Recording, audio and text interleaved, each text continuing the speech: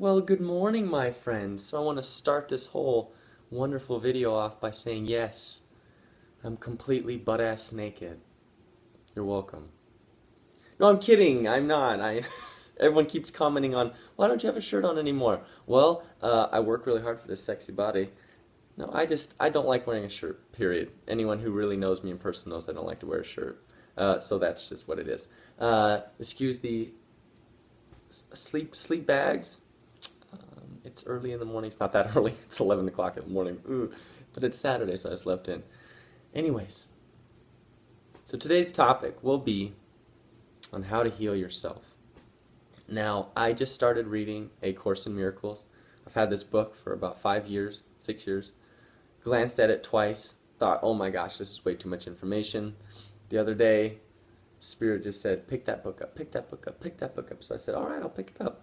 Started reading it, and I absolutely love it. And Caesar's behind me too, so he's going to be talking. So, how to heal yourself. Now, I want to start this off by starting with a passage, just a little paragraph from the book that absolutely is fantastic, and I hope you enjoy it. So the mind is very powerful. It never loses its creative force. It never sleeps. Every instant it is creating. It is hard to recognize that thought and belief combine into a power surge that can literally move mountains. It appears at first glance that to believe such power about yourself is arrogant, but that is not the real reason you do not believe it. You prefer to believe that your thoughts cannot exert real influence because you are actually afraid of them. This may allay awareness of the guilt, but at the cost of perceiving the mind as impotent. If you believe that what you think is ineffectual, you may cease to be afraid of it, but you are hardly likely to respect it. There are no idle thoughts. All thinking produces form at some level. Wow. So I thought about this and I thought, holy crap, I've been on this journey of self-realization, of law of attraction, manifestation, and then I thought, that's so true. I'm still afraid of what I am possibly capable of with my thinking. And then this little experience I had with a friend when we first started watching the Secret, the Law of Attraction. I gave him the video, and I said, check this out. And so we were talking about it, and I was getting really into it. And he goes, Zach, I want to believe it, but I'm afraid that I have that much power. And that whole little excerpt, just like a blink went off in my head, a little blink. A little light went off, spark went off, and I thought, holy crap, how many of us are afraid to truly believe that our thoughts have power in our lives? How many of us are afraid to accept the fact that we are literal creators of our reality? We create with our thought forces, and then Spirit moves that into action. Spirit moves us into action. How many are afraid of that? Are you afraid of that? I know I'm totally, at times, still afraid of that. And what I started realizing is that I've really been working on reprogramming my mind even the last few days. And as many of you well know, I had cancer twice, and as a result of a lot of the treatment, my bone in my hip died, and so I had very limited movement in my hip. And since I started really practicing this and reminding myself, fear isn't real. In the beginning of the Course in Miracles, it says, nothing real can be threatened, and nothing unreal exists. And then it later says that only perfect love is real. If fear exists, then there is not perfect love. Meaning that if fear exists in your mind, if you are feeling fearful, then it's literally an illusion that you've created. You've created something that is fantasy. It doesn't exist. Fear cannot exist in a world built by a creative presence as God. It just can't.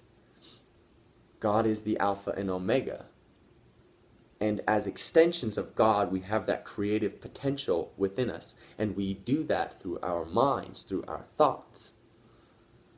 And that's so important when it comes to healing.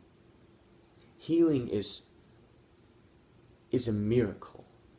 And a miracle should be a daily occurrence. Creation happens every moment. We look at the trees and we see them grow. That's a miracle. We look at cell replication in our bodies. That's a miracle. But if we look at actual miracles that we say are miracles, such as a spontaneous healing, such as being protected, being sheltered from harm. You know, we look at military people, or we look at mothers lifting cars off of their babies, and we think, oh, that's a miracle. There must have been angels there with her. Yes, there was. But there was also such a powerful pulling of energy through our thoughts that miracle instantly happened. Spontaneous healing should be a daily occurrence if you are in a state of disconnection, pinching yourself off from that Holy Spirit, from that source of well-being, from that divine creative source. I got to come back. So since I started utilizing this practice in my daily life, I totally got off track. My hip has opened up even more. And when I'm sitting cross-legged, I have even more range of motion. Literally within days of really challenging my own belief system. Challenging, do I believe that I have the thought processes and capabilities and creative power within me to create my reality anew? And I put it to the test, and the miracles have been happening.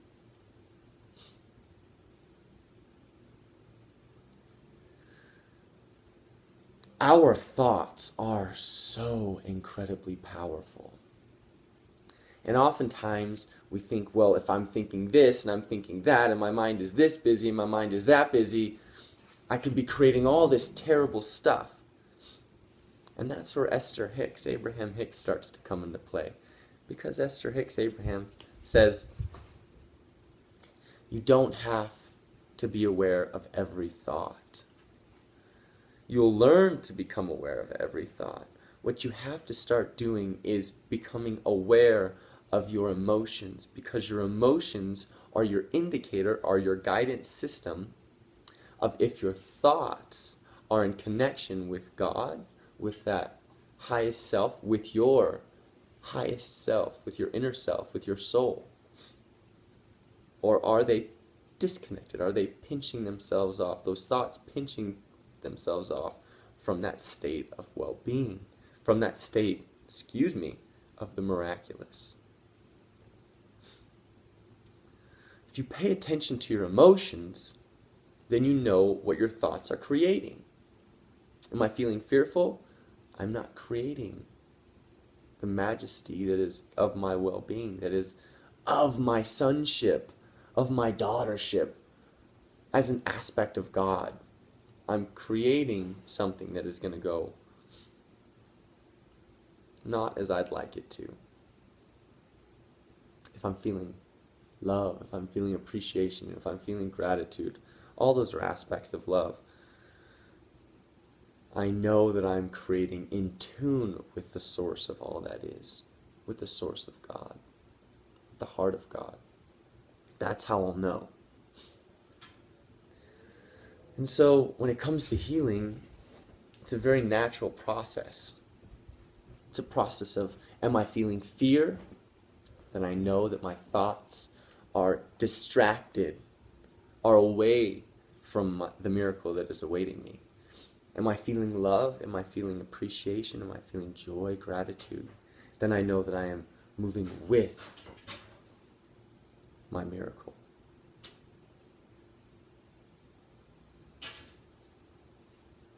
And I think that's it. So I hope you guys enjoyed that.